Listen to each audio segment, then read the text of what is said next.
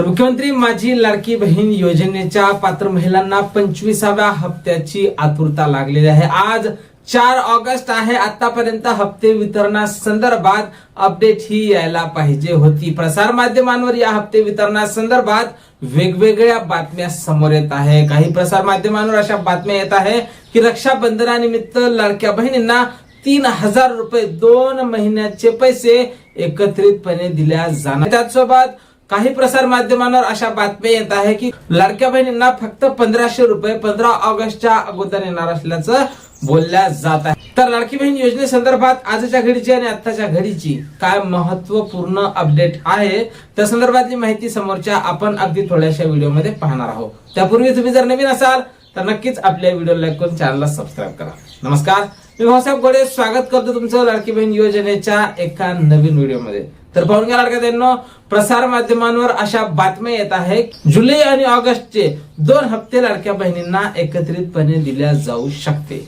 आता याचं मेन कारण असं आहे की 28 तारखेला रक्षाबंधन आहे आणि रक्षाबंधनानिमित्त जर लाडक्या बहिणींना भेट म्हणून 2 हप्ते एकत्रितपणे दिल्या गेले तर निश्चितच लाडक्या बहिणींसाठी ती आनंदाची बातमी असणार आहे आणि त्या संदर्भात प्रसार माध्यमांवर बातम्या सुद्धा येत आहे। पण दुसरीकडे असं बोललं जात आहे की फक्त 1500 रुपये लाडक्या बहिणींना 15 ऑगस्टच्या अगोदर दिल्या जाईल। पण अजूनपर्यंत त्या संदर्भातला GR हा प्रसिद्ध करण्यात आलेला नाही। जर 15 ऑगस्टच्या अगोदर हप्ते वितरण व्हायचं असेल तर मग निश्चितच आज उद्या या 2 दिवसात हप्ते वितरणाचा सामाजिक न्याय व विशेष सहाय्यक विभागाकडून GR प्रसिद्ध व्हायला पाहिजे। एकदा का GR प्रसिद्ध झाला त्यानंतर 2 ते 4 दिवस त्यांची प्रोसेस असते आणि ती प्रोसेस पूर्ण झाल्याच्या नंतर वितरणाला सुरुवात होत असते आणि 15 ऑगस्टच्या अगोदर जर लाडक्या बहिणींना पैसे यायचे असेल तर मग निश्चितच आज किंवा उद्या या 2 दिवसात 5-6 तारखेपर्यंत वितरणासंदर्भातला GR हा प्रसिद्ध होईल। पण जर समजा या 2 ते 4 दिवसात वितरणासंदर्भातला GR आला नाही आणि GR प्रसिद्ध व्हायला जर 10 ते 15 तारखेपर्यंत वेळ गेला तर मग निश्चितच या हप्त्याला विलंब होईल आणि लाडक्या बहिणींना निश्चितच मग जुलै आणि ऑगस्टचे 2 हप्ते एकत्रितपणे मिळेल।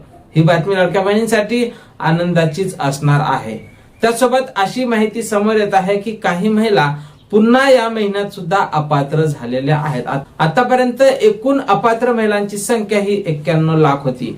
त्यापैकी 60 लाख महिला अशा होत्या ज्यांनी KYC केली नव्हती किंवा KYCच्या कारणाने त्या अपात्र होत्या। तर KYCच्या कारणाने अपात्र झालेल्या महिलांच्या संख्येत पुन्हा वाढ झालेली आहे आणि 66 लाख एवढ्या महिला KYCच्या कारणाने अपात्र झाल्याचं आता बोललं जात आहे। म्हणजेच 91 लाख पुन्हा याच्यात 6 लाखांची भर पडली आहे।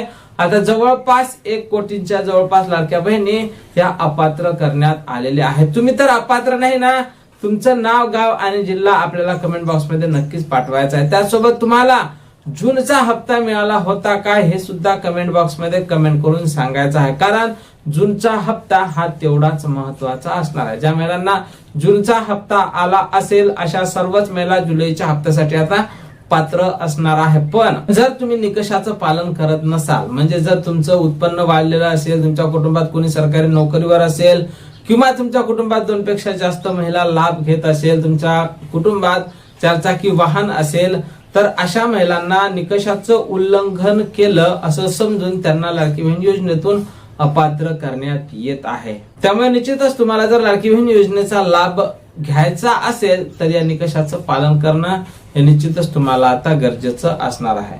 मिळालेल्या माहितीनुसार या हप्ते वितरणाच्या हालचालीला वेग आलेला आहे। कुठल्याही क्षणी तुम्हाला हप्ते वितरणासंदर्भातला GR हा पाहायला मिळणार आहे।